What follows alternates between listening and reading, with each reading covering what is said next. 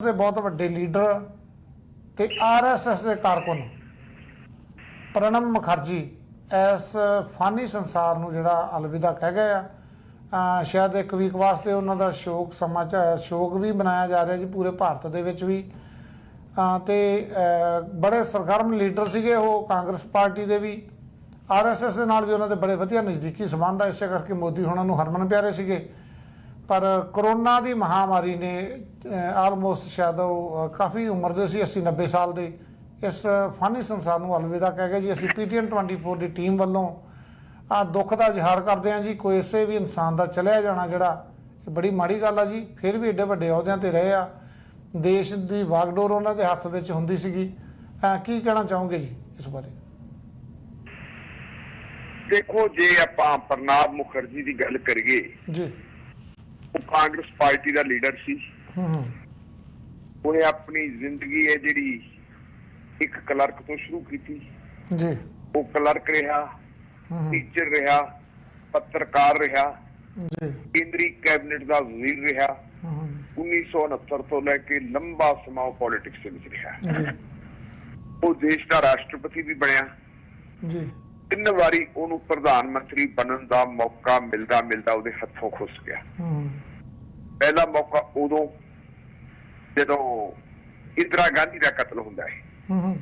ਇੰਦਰਾ ਗਾਂਧੀ ਦੇ ਕਤਲ ਵਿੱਚ ਉਹ ਦੇਸ਼ ਦੀ ਕੈਬਨਿਟ ਦੇ ਵਿੱਚ ਸਭ ਤੋਂ ਸੀਨੀਅਰ ਮੰਤਰੀ ਸੀ।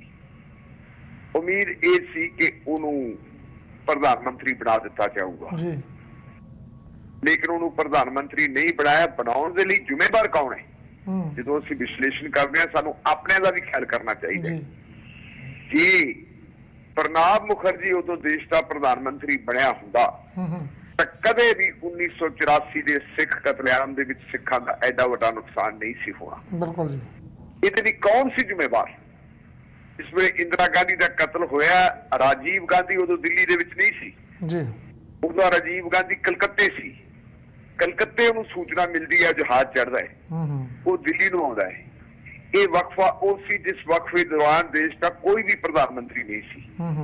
कैबिनेट के सब तो सीनियर मैंबर सी प्रणब मुखर्जी जी। ज्ञानी जैल सिंह ने उस वे अपनी भूमिका निभाई होंगी, संविधानक भूमिका निभाई होंगी तां केयर टेकर प्राइम मिनिस्टर का चार्ज दे दिता जाता प्रणब मुखर्जी नूं। उन्होंने सौं चुका दी जाती केयर टेकर चीफ मिनिस्टर की। बिल्कुल उस तरह जो पंडित जवाहर लाल नेहरू का देहांत होंदा है, जिवें उन्हां तो बाद गुलजारी लाल नंदा नूं केयर टेकर प्राइम मिनिस्टर बनाया गया सी। उस तो बाद साडे बहुत ही हरमन प्यारे प्रधानमंत्री लाल बहादुर शास्त्री जो उन्हां दी मौत हुंदी है, फिर Gulzari Lal Nanda caretaker prime minister बनदा है। पूरे प्राइम मिनिस्टर की चोण बाद विच हुंदी है।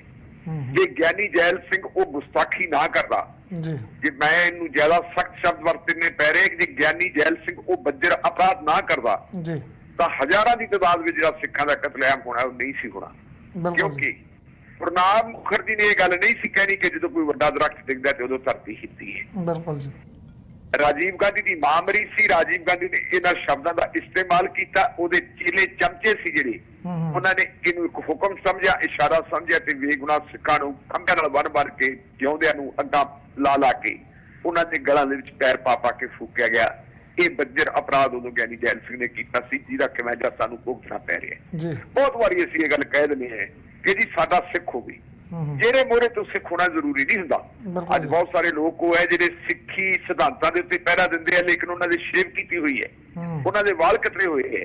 ज्ञानी जैल सिंह ग्रंथी तो शुरू होया सी, एक ग्रंथी तो शुरू होकर राष्ट्रपति भवन तक बंदा पहुंचदा है और उन्हें एक गुस्ताखी की सी जिहदा खमियाजा सिख भाईचारे नूं भुगतना पिया। दूजा समान उस वे आउंदा प्रणब मुखर्जी वास्ते जो राजीव गांधी का कतल होंदा है। राजीव गांधी का कतल होने तो बाद खला पैदा हो गया सी। कांग्रेस पार्टी मेजोरिटी च आ गई सी, जो चोणां आउंदियां बड़ी पार्टी के रूप में उभरी सी, सरकार बन सकती सी, बनाई भी। और वो सरकार जी है, मैं गलत शब्द कह गया, मेजोरिटी च नहीं बड़ी पार्टी की सरकार सी। बाद दे विच झारखंड मुक्ति मोर्चा वगैरह के MPs नूं जिवें खरीद के बहुमत दिखाया सी, दिखाया जा सकता सी। उस वेले भी जे कोई डिजर्व करता सी, सब तो सीनियर बंदा कोई सी एक्टिव, तो वो प्रणब मुखर्जी सी। लेकिन प्रणब मुखर्जी का राह फिर रोक दिता गया। ਇਹਦੀ ਜਗ੍ਹਾ ਦੇ ਉੱਤੇ ਕਿਹਨੂੰ ਲੈ ਕੇ ਆਂਦਾ ਗਿਆ? ਰਿਟਾਇਰ ਕੀਤਾ ਹੋਇਆ ਨਰਸਿਮਹਾ ਰਾਓ ਲੈ ਕੇ ਆਂਦਾ। ਪਰ ਉਸ ਵੇਲੇ ਜਿਹੜੇ ਰਾਸ਼ਟਰਪਤੀ ਸੀ ਉਹਨਾਂ ਨੇ ਵੀ, ਮੈਂ ਸਮਝਦਾ ਵੀ ਆਪਣੀ ਸੰਵਿਧਾਨਕ ਭੂਮਿਕਾ ਜਿਹੜੀ ਹੈਗੀ ਹੈ ਜਿਵੇਂ ਨਿਭਾਉਣੀ ਚਾਹੀਦੀ ਸੀ, ਜਾਂ ਕਾਂਗਰਸ ਪਾਰਟੀ ਨੇ ਨੂੰ ਜੋ ਠੀਕ ਫੈਸਲਾ ਲੈਣਾ ਚਾਹੀਦਾ ਸੀ ਉਹਨਾਂ ਨੇ ਉਹ ਨਹੀਂ ਲਿਆ, ਕਿਉਂਕਿ ਇਹ ਨਰਸਿਮਹਾ ਰਾਓ ਸੀ ਜਿਹਦੇ ਦੌਰ ਦੇ ਵਿੱਚ 6 ਦਸੰਬਰ 1992 ਨੂੰ ਬਾਬਰੀ ਮਸਜਿਦ ਤਹਿਸ ਨਹਿਸ ਕੀਤੀ ਗਈ, ਢਾਈ ਗਈ, ਨੇਸ ਤੋਂ ਨਾਬੂਦ ਕੀਤੀ ਗਈ। ਔਰ ਉਹਦੇ ਤੋਂ ਫਿਰ ਜਿਹੜਾ ਇੱਕ ਹੋਰ ਦੁਖਾਂਤ ਸ਼ੁਰੂ ਹੋਇਆ, ਉਹਦਾ ਸਿਰ ਦਾ ਤਕੜਾ ਜਿਹੜਾ ਗੱਡਿਆ, ਉਹਦੇ ਦਰਦ, ਉਹਦੀ ਪੀੜ ਅੱਜ ਵੀ ਭਾਰਤ ਮਾਂ ਸਹਿ ਰਹੀ ਹੈ। ਇਹ ਟਾਈਮ ਸੀ। ਤੀਸਰਾ ਮੌਕਾ ਫਿਰ ਉਦੋਂ ਆਉਂਦਾ ਹੈ ਜਦੋਂ 2004 ਦੇ ਵਿੱਚ ਯੂਪੀਏ ਬਣਦੀ, ਸਰਕਾਰ ਬਣਦੀ ਹੈ। ਸੋਨੀਆ ਗਾਂਧੀ ਨੂੰ ਕਾਂਗਰਸ ਪਾਰਟੀ ਦਾ ਲੀਡਰ ਚੁਣ ਲਿਆ। ਸੋਨੀਆ ਗਾਂਧੀ ਰਾਸ਼ਟਰਪਤੀ ਨੂੰ ਮਿਲ ਜਾਂਦੀ ਹੈ। ਉਹ ਆਪਣਾ ਦਾਅਵਾ ਪੇਸ਼ ਕਰਦੀ ਹੈ ਪ੍ਰਧਾਨ ਮੰਤਰੀ ਬਣਨ ਦਾ। ਉਹਦਾ ਦਾਅਵਾ ਜਿਹੜਾ ਹੈਗਾ ਕਿ ਤੁਸੀਂ ਆਪਣੀ ਸਰਕਾਰ ਬਣਾਓ। ਬਾਹਰ ਆਉਂਦੀ ਹੈ ਤੇ ਬਾਹਰ ਆ ਕੇ ਉਹ ਕਹਿ ਦਿੰਦੀ ਹੈ ਕਿ ਮੈਂ ਇਸ ਦੇਸ਼ ਦੀ ਪ੍ਰਧਾਨ ਮੰਤਰੀ ਨਹੀਂ ਬਣਨਾ, ਕਿਉਂਕਿ ਕੁਝ ਲੋਕਾਂ ਨੇ ਸੋਨੀਆ ਗਾਂਧੀ ਦੇ ਉੱਤੇ ਇਹ ਸਵਾਲ ਉਠਾ ਦਿੱਤਾ ਸੀ ਕਿ ਇਹ ਭਾਰਤ ਦੀ ਜੰਮੀ ਪਲੀ ਨਹੀਂ, ਇਹ ਇਟਲੀ ਮੂਲ ਦੀ ਹੈ। ਇਟਲੀ ਮੂਲ ਦੀ ਜਿਹੜੀ ਔਰਤ ਹੈ ਉਹ ਇਸ ਦੇਸ਼ ਦੀ ਪ੍ਰਧਾਨ ਮੰਤਰੀ ਨਹੀਂ ਚਾਹੀਦੀ। ਇਸ ਗੱਲ ਨੂੰ ਸੋਨੀਆ ਗਾਂਧੀ ਨੇ ਸਮਝ ਲਿਆ ਸੀ ਕਿ ਇਹਦੇ ਤੇ ਇੱਕ ਨਵਾਂ ਕਲੇਸ਼ ਪੈਦਾ ਹੋਊਗਾ। ਸੁਸ਼ਮਾ ਸਵਰਾਜ ਨੇ ਉਦੋਂ ਕਹਿ ਦਿੱਤਾ ਸੀ ਕਿ ਜੇ ਸੋਨੀਆ ਗਾਂਧੀ ਪ੍ਰਧਾਨ ਮੰਤਰੀ ਬਣ ਗਈ, ਮੈਂ ਸਿਰ ਤੋਂ ਆਪਦੇ ਤੋਂ ਵਾਲ ਮਨਵਾ ਦੂੰਗੀ, ਮੈਂ ਮੰਜੇ ਤੇ ਨਹੀਂ ਸੌਂਗੀ, ਮੈਂ ਆਟਾ ਨਹੀਂ ਖਾਊਂ, ਕਣਕ ਨਹੀਂ ਖਾਊਂ, ਮੈਂ ਛੋਲੇ ਖਾਊਂਗੀ। ਇਹੋ ਜਿਹੇ ਇਲਜ਼ਾਮ ਜਿਹੜੇ ਬਿਆਨਬਾਜ਼ੀ ਆਉਣੀ ਸ਼ੁਰੂ ਹੋ ਗਈ ਸੀ। ਉਹਨੇ ਕਹਿਤਾ ਸੀ ਮੈਂ ਪ੍ਰਧਾਨ ਮੰਤਰੀ ਨਹੀਂ ਬਣਦੀ। ਉਦੋਂ ਲੋਕਾਂ ਨੂੰ ਇਹ ਜਾਪਦਾ ਸੀ ਕਿ ਸ਼ਾਇਦ ਪ੍ਰਣਬ ਮੁਖਰਜੀ ਦਾ ਹੁਣ ਦਾ ਲੱਗ ਜੇ, ਪਰ ਉਹਦੀ ਥਾਂ ਦੇ ਉੱਤੇ ਡਾਕਟਰ ਮਨਮੋਹਨ ਸਿੰਘ ਨੂੰ ਪ੍ਰਾਈਮ ਮਿਨਿਸਟਰ ਬਣਾ ਦਿੱਤਾ। ਇਹ ਡਾਕਟਰ ਮਨਮੋਹਨ ਸਿੰਘ ਦੀ ਖੂਬਸੂਰਤੀ ਹੈ, ਉਹਦਾ ਵੱਡਾਪਣ ਹੈ ਕਿ ਡਾਕਟਰ ਮਨਮੋਹਨ ਸਿੰਘ ਨੇ ਕਦੇ ਵੀ ਪ੍ਰਣਬ ਮੁਖਰਜੀ ਨੂੰ ਸਰ ਕਹੇ ਤੋਂ ਬਗੈਰ ਨਹੀਂ ਸੀ ਬੁਲਾਇਆ। ਉਹ ਜਦੋਂ ਵੀ ਬੁਲਾਉਂਦਾ ਸੀ ਉਹ ਸਰ ਕਹਿੰਦਾ ਸੀ। ਔਰ ਇੱਕ ਦੋ ਵਾਰੀ ਇਹ ਵੀ ਕਹਿ ਦਿੱਤਾ ਸੀ ਪ੍ਰਣਬ ਮੁਖਰਜੀ ਨੇ ਕਿ ਮਨਮੋਹਨ ਜੀ, ਜੇ ਤੁਸੀਂ ਮੈਨੂੰ ਸਰ ਕਹੋਗੇ ਤਾਂ ਮੈਂ ਕਦੇ ਵੀ ਜਿਹੜੀ ਤੁਹਾਡੀ ਕੈਬਨਿਟ ਦੀ ਮੀਟਿੰਗ ਦੇ ਵਿੱਚ ਨਹੀਂ ਆਊਗਾ, ਮੈਂ ਬਾਹਰ ਰਹੂੰਗਾ। ਤੁਸੀਂ ਪ੍ਰਧਾਨ ਮੰਤਰੀ ਹੋ, ਇੱਕ ਪ੍ਰਧਾਨ ਮੰਤਰੀ ਦੇ ਤੌਰ ਤੇ ਲਿਆ ਜਾਵੇ। ਚਲੋ ਉਹਨੇ ਆਪਣੇ ਬਾਜੇ ਵਜਾਏ। 5 ਸਾਲ ਉਹ ਦੇਸ਼ ਦਾ ਪ੍ਰੈਜ਼ੀਡੈਂਟ ਰਿਹਾ।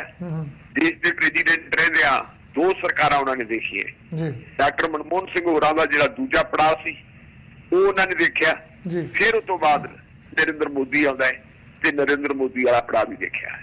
ਤੁਸੀਂ ਦੇਖਿਆ ਹੋਣਾ ਨਰਿੰਦਰ ਮੋਦੀ ਨੇ ਇੱਕ ਤਸਵੀਰ ਟਵੀਟ ਕੀਤੀ ਹੈ ਜਿਹੜੀ ਉਹਨੇ ਸ਼ਰਧਾਂਜਲੀ ਭੇਟ ਕੀਤੀ ਹੈ ਪ੍ਰਣਬ ਮੁਖਰਜੀ ਨੂੰ।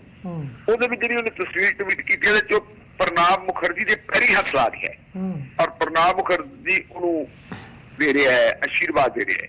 ਪ੍ਰਣਬ ਮੁਖਰਜੀ ਦਾ ਮੈਂ ਇੱਕ ਵਾਰ ਕਿਤੇ ਲਿਖਿਆ ਪੜਿਆ ਸੀ ਕਿ ਇਸ ਦੇਸ਼ ਦੇ ਵਿੱਚ ਜਿੰਨੇ ਪ੍ਰਧਾਨ ਮੰਤਰੀ ਆਏ ਹੈ ਉਹਨਾਂ ਪ੍ਰਧਾਨ ਮੰਤਰੀਆਂ ਦੇ ਵਿੱਚੋਂ 2 ਪ੍ਰਧਾਨ ਮੰਤਰੀ ਅਜਿਹੇ ਹੈ ਜਿਹੜਿਆਂ ਨੇ ਬੜੀ ਤੇਜ਼ੀ ਨਾਲ ਸਿੱਖਿਆ ਹੈ। ਇੱਕ ਅਟਲ ਬਿਹਾਰੀ ਵਾਜਪਾਈ, ਕਿਉਂਕਿ ਅਟਲ ਬਿਹਾਰੀ ਵਾਜਪਾਈ ਜਿਹੜਾ ਉਹ ਆਪੋਜੀਸ਼ਨ ਦਾ ਲੀਡਰ ਰਿਹਾ ਸੀ, ਉਹਨੇ ਕਦੇ ਸਰਕਾਰ ਨਹੀਂ ਚਲਾਈ ਸੀ। ਕਿਸੇ ਵੀ ਸਰਕਾਰ ਦੇ ਵਿੱਚ ਕਿਸੇ ਵੀ ਸਰਕਾਰ ਦਾ ਉਹ ਮੰਤਰੀ ਨਹੀਂ ਸੀ, ਮੁੱਖ ਮੰਤਰੀ ਨਹੀਂ ਸੀ ਰਿਹਾ, ਕਿਤੇ ਵੀ ਉਹ ਪ੍ਰਧਾਨ ਮੰਤਰੀ ਨਹੀਂ ਸੀ ਬਣਿਆ। 1977 ਵਾਲੀ ਜਿਹੜੀ ਜਨਤਾ ਪਾਰਟੀ ਦੀ ਸਰਕਾਰ ਬਣੀ ਹੈ ਉਹਦੇ ਵਿੱਚ ਉਹ ਵਜ਼ੀਰ ਜ਼ਰੂਰ ਬਣਿਆ ਸੀ, ਲੇਕਿਨ ਜਦੋਂ ਪ੍ਰਾਈਮ ਮਿਨਿਸਟਰ ਬਣਿਆ ਉਹਨੇ ਇਸ ਤਰ੍ਹਾਂ ਟ੍ਰੀਟ ਕੀਤਾ ਕਿ ਜਿਵੇਂ ਉਹ ਸਭ ਕੁਝ ਜਾਣਦਾ ਹੁੰਦਾ ਨੇ, ਬਹੁਤ ਤੇਜ਼ੀ ਨਾਲ ਸਿੱਖਿਆ। ਤੇ ਦੂਜਾ ਬੰਦਾ ਉਹਨੇ ਕਿਹਾ ਸੀਗਾ ਕਿ ਇਹ ਨਰਿੰਦਰ ਮੋਦੀ ਹੈ ਜਿਹੜਾ ਹਾਲਾਤਾਂ ਨੂੰ ਸਮਝਦਾ ਹੈ, ਹਾਲਾਤਾਂ ਨੂੰ ਤੋਂ ਇਹਨੇ ਬਹੁਤ ਕੁਝ ਸਿੱਖਿਆ ਔਰ ਹਕੂਮਤ ਨੂੰ ਕਿਸ ਢੰਗ ਦੇ ਨਾਲ ਆਪਣੇ ਲਈ ਇਸਤੇਮਾਲ ਕਰਨਾ, ਆਪਣੇ ਵਿਚਾਰਾਂ ਲਈ ਇਸਤੇਮਾਲ ਕਰਨਾ, ਵਿਚਾਰਧਾਰਾ ਲਈ ਇਸਤੇਮਾਲ ਕਰਨਾ, ਇਹ ਨਰਿੰਦਰ ਮੋਦੀ ਬਹੁਤ ਚੰਗੀ ਤਰ੍ਹਾਂ ਜਾਣਦਾ ਹੈ। ਤੁਸੀਂ ਫਰਮਾਇਆ ਕਿ ਉਹ ਆਰਐਸਐਸ ਦਾ ਮੈਂਬਰ ਸੀ। ਅਸਲ ਦੇ ਵਿੱਚ ਉਹ ਆਰਐਸਐਸ ਦਾ ਵਿਧੀਵਤ ਮੈਂਬਰ ਕਦੇ ਵੀ ਨਹੀਂ ਸੀ। ਉਹਦੇ ਤੇ ਇਲਜ਼ਾਮ ਇਹ ਲੱਗਿਆ ਸੀ, ਜਿਹੜਾ ਉਹਦੀ ਧੀ ਨੇ ਵੀ ਲਾਇਆ ਸੀ ਕਿ ਉਹਦੇ ਪਿਓ ਨੂੰ ਇਹ ਨਹੀਂ ਸੀ ਕਰਨਾ ਚਾਹੀਦਾ। ਜਦੋਂ ਰਿਟਾਇਰ ਹੋ ਗਿਆ ਸੀ, ਰਿਟਾਇਰ ਹੋਣ ਤੋਂ ਬਾਅਦ ਭਾਰਤ ਰਤਨ ਦਾ ਖਿਤਾਬ ਉਹਨੂੰ ਕਾਂਗਰਸ ਪਾਰਟੀ ਦੀ ਸਰਕਾਰ ਨੇ ਨਹੀਂ ਦਿੱਤਾ ਸੀ। ਕਾਂਗਰਸ ਪਾਰਟੀ ਦੀ ਸਰਕਾਰ ਨੇ ਕੋਈ ਹੋਰ ਅਵਾਰਡ ਦਿੱਤਾ ਸੀ। ਸਰਕਾਰ ਬਣੀ ਨਰਿੰਦਰ ਮੋਦੀ ਦੀ, ਇਹਨਾਂ ਨੇ ਉਹਨੂੰ ਭਾਰਤ ਰਤਨ ਦਾ ਅਵਾਰਡ ਦਿੱਤਾ ਕਿ ਇੱਕ ਸਧਾਰਨ ਵਿਅਕਤੀ ਜਿਹੜਾ ਹੈਗਾ ਉਹਨੇ ਐਡੀਆਂ ਪ੍ਰਾਪਤੀਆਂ ਕੀਤੀਆਂ। ਉਸ ਤੋਂ ਬਾਅਦ ਆਰਐਸਐਸ ਦਾ ਇੱਕ ਸਮਾਗਮ ਹੋਇਆ ਸੀ ਆਪਣੇ ਨਾਗਪੁਰ ਦੇ ਵਿੱਚ ਔਰ ਉਸ ਆਰਐਸਐਸ ਦੇ ਸਮਾਗਮ ਦੇ ਵਿੱਚ ਇਹਨੂੰ ਸੱਦਾ ਦਿੱਤਾ ਗਿਆ ਸੀ। ਇਹ ਗਿਆ ਜਾ ਕੇ ਇਹਨੇ ਮੰਚ ਦੇ ਨਾਲ ਉਹਨਾਂ ਦਾ ਮੰਚ ਸਾਂਝਾ ਕੀਤਾ ਆਰਐਸਐਸ ਦੇ ਚੀਫ ਨਾਲ। ਬਾਅਦ ਦੇ ਵਿੱਚ ਜਿਹੜਾ ਇਹਨੂੰ ਜਲੀਲ ਕੀਤਾ ਗਿਆ, ਤਸਵੀਰਾਂ ਜਿਹੜੀਆਂ ਹੈਗੀਆਂ ਇਹਦੀਆਂ ਤਸਵੀਰਾਂ ਦੇ ਨਾਲ ਛੇੜਛਾੜ ਕੀਤੀ ਗਈ, ਇਹਦੇ ਨੀਕਰ ਵੀ ਖਾਕੀ ਪਵਾਈ ਗਈ, ਇਹਦੇ ਸਿਰ ਦੇ ਉੱਤੇ ਕਾਲੀ ਟੋਪੀ ਵੀ ਲਵਾਈ ਗਈ। ਇਹਦੀ ਧੀ ਜਿਹੜੀ ਕਾਂਗਰਸ ਪਾਰਟੀ ਦੀ ਲੀਡਰ ਹੈ, ਉਹਨੇ ਉਸ ਵੇਲੇ ਕਿਹਾ ਸੀ ਕਿ ਮੇਰੇ ਬਾਪ ਨੇ ਆਪਣੀ ਜ਼ਿੰਦਗੀ ਦੇ ਅੰਤਮ ਪੜਾਅ ਦੇ ਵਿੱਚ ਜਿਹੜਾ ਆਹ ਸਟੈਪ ਲਿਆ, ਇਹਨੂੰ ਇਹ ਨਹੀਂ ਸੀ ਲੈਣਾ ਚਾਹੀਦਾ। ਚਲੋ ਉਹ ਰਿਟਾਇਰ ਹੋ ਗਿਆ। ਪਿਛਲੇ ਦਿਨਾਂ ਦੇ ਵਿੱਚ ਉਹਦੇ ਦਿਮਾਗ ਦੇ ਵਿੱਚ ਖੂਨ ਦਾ ਧੱਬਾ ਫਸ ਗਿਆ। ਖੂਨ ਦਾ ਧੱਬਾ ਫਸਣ ਦੀ ਵਜ੍ਹਾ ਕਾਰਨ ਉਹਨੂੰ ਆਰਮੀ ਦੇ ਹਸਪੀਟਲ ਦੇ ਵਿੱਚ ਦਾਖਲ ਕਰਵਾਇਆ ਗਿਆ। ਆਰਮੀ ਵਾਲਿਆਂ ਨੇ ਜਦੋਂ ਦੇਖਿਆ, ਟੈਸਟ ਵਗੈਰਾ ਲਏ, ਤਾਂ ਉਹ ਕਰੋਨਾ ਪੋਜ਼ਿਟਿਵ ਵੀ ਆ ਗਿਆ। 21 ਦਿਨਾਂ ਦੀ ਜਦੋਜਹਿਦ ਤੋਂ ਬਾਅਦ 10 ਅਗਸਤ ਨੂੰ ਉਹ ਹਸਪੀਟਲ ਦਾਖਲ ਹੋਇਆ ਸੀ। ਕੱਲ ਸ਼ਾਮ ਉਹਨੇ ਆਖਰੀ ਸਾਹ ਲਿਆ ਔਰ ਉਹ ਹਮੇਸ਼ਾ ਲਈ ਸਾਨੂੰ ਅਲਵਿਦਾ ਕਹਿ ਗਏ। ਪ੍ਰਣਬ ਮੁਖਰਜੀ ਦੀ ਇੱਕ ਹੋਰ ਤੋਹਫੀ ਹੈ ਕਿ ਸਰਕਾਰ ਚਾਹੇ ਕਿਸੇ ਵੀ ਪਾਰਟੀ ਦੀ ਹੀ ਹੈ, ਉਹ ਕਿਸੇ ਵੀ ਪਾਰਟੀ ਚ ਰਿਹਾ ਹੋਵੇ, ਸਾਰੇ ਲੋਕਾਂ ਨਾਲ ਮਿਲਵਰਤਨ ਦਾ ਉਹਨੂੰ ਇੱਕ ਬਹੁਤ ਵਧੀਆ ਸਲੀਕਾ ਸੀ। ਉਹ ਸਾਰੀਆਂ ਹੀ ਰਾਜਨੀਤਿਕ ਪਾਰਟੀਆਂ ਦੇ ਨਾਲ ਬਣਾ ਕੇ ਰੱਖਦਾ ਸੀ। ਕਿਸੇ ਵੀ ਲੀਡਰ ਨਾਲ, ਕਿਸੇ ਵੀ ਪੋਲੀਟੀਕਲ ਪਾਰਟੀ ਦੇ ਨਾਲ ਉਹਦੇ ਜਾਤੀ ਸੰਬੰਧ ਕਦੇ ਖਰਾਬ ਨਹੀਂ ਹੋਏ। ਕਾਂਗਰਸ ਪਾਰਟੀ ਦੇ ਵਿੱਚ ਹੁੰਦਾ, ਜਦੋਂ ਵੀ ਕਾਂਗਰਸ ਪਾਰਟੀ ਨੂੰ ਲੋੜ ਪੈਂਦੀ ਸੀ ਕਿ ਹੁਣ ਫਸ ਗਿਆ ਕਰੀਏ ਕੀ, ਉਦੋਂ ਸੰਕਟ ਮੁਚਕ ਦਾ ਕੰਮ ਵੀ ਪ੍ਰਣਬ ਮੁਖਰਜੀ ਤੋਂ ਲਿਆ ਜਾਂਦਾ ਸੀ। ਉਹਦੇ ਸਾਰਿਆਂ ਦੇ ਨਾਲ ਇੱਕ ਦੋਸਤਾਨਾ ਸੰਬੰਧ ਸੀ। ਮੈਂ ਸਮਝਦਾ ਕਿ ਇਹ ਇੱਕ ਮਨੁੱਖੀ ਗੁਣ ਹੋਣਾ ਚਾਹੀਦਾ ਹੈ। ਤੁਹਾਡੇ ਸਾਡੇ ਆਪਸੀ ਜਿਹੜੇ ਵਿਚਾਰਧਾਰਕ ਮਤਭੇਦ ਹੋਣੇ ਚਾਹੀਦੇ ਹੈ, ਇਹ ਜ਼ਰੂਰੀ ਵੀ ਹੈ ਕਿਉਂਕਿ ਹਰ ਬੰਦੇ ਦੀ ਵਿਚਾਰਧਾਰਾ ਆਪਦੀ ਹੈ। ਪਰ ਵਿਚਾਰਧਾਰਾ ਦਾ ਮਤਲਬ ਇਹ ਨਹੀਂ ਹੁੰਦਾ ਕਿ ਇੱਕ ਦੂਜੇ ਦੇ ਖੂਨ ਦੇ ਪਿਆਸੇ ਹੋ ਜਾਈਏ। ਅਸੀਂ ਬੰਦੇ ਨੂੰ ਖਤਮ ਕਰ ਦਈਏ। ਮਨੁੱਖ ਤੇ ਮਨੁੱਖੀ ਜਾਮਾ ਜਿਹੜਾ, ਇਹ ਬਹੁਤ ਵੱਡੀ ਚੀਜ਼ ਹੈ। ਆਪਾਂ ਕਹਾਂਗੇ ਕਿ ਸਾਰੀਆਂ ਜੂਨਾਂ ਦੇ ਵਿੱਚੋਂ ਸਭ ਤੋਂ ਉੱਤਮ ਜੂਨ ਮਨੁੱਖ ਦੀ ਹੈ। ਮਨੁੱਖ ਨੂੰ ਇੱਕ ਮਨੁੱਖ ਬਣ ਕੇ ਰਹਿਣਾ ਚਾਹੀਦਾ ਤੇ ਮਨੁੱਖ ਦੀ ਸਾਨੂੰ ਮਨੁੱਖ ਵਜੋਂ ਹੀ ਕਦਰ ਕਰਨੀ ਚਾਹੀਦੀ ਹੈ। ਕਦੇ ਵੀ ਸਾਨੂੰ ਇਹ ਨਹੀਂ ਸੋਚਣਾ ਚਾਹੀਦਾ ਕਿ ਅਸੀਂ ਇੱਕ ਦੂਜੇ ਦੇ ਖੂਨ ਦੇ ਪਿਆਸੇ ਹੋਈਏ। ਇਸ ਪੱਖ ਤੋਂ ਮੈਂ ਦੇਖਦਾ ਕਿ ਅੱਜ ਦੇ ਭਾਰਤ ਦੇ ਵਿੱਚ ਜੇ ਸਾਡੇ ਕੋਲ ਇੱਕ ਸ਼ਖਸ ਸੀ ਜਿਹੜਾ ਸਭ ਨੂੰ ਪ੍ਰਵਾਨ ਸੀ, ਜਿਹੜਾ ਸਭ ਦੀ ਇੱਜ਼ਤ ਕਰਦਾ ਸੀ, ਸਭ ਦਾ ਸਤਿਕਾਰ ਕਰਦਾ ਸੀ, ਉਹ ਪ੍ਰਣਬ ਮੁਖਰਜੀ ਸੀ।